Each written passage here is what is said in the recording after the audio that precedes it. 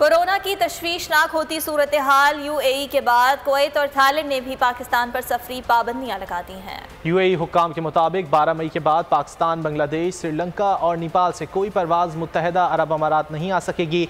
ताहम ट्रांजिट परवाजें जारी रहेंगी। पाबंदी का इतलाक कार्गो फ्लाइट्स पर नहीं होगा। इससे कबल बरतानिया भी पाकिस्तान समेत मुतादिद ममालिक को रेड लिस्ट में शामिल कर चुका है।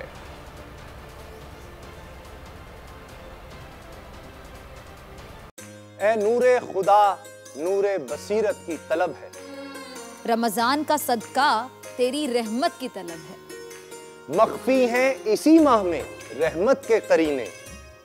गर्दाब से निकले हुए बख्शिश के सफर। गोया है तेरे इश्क में हम सब बराबर।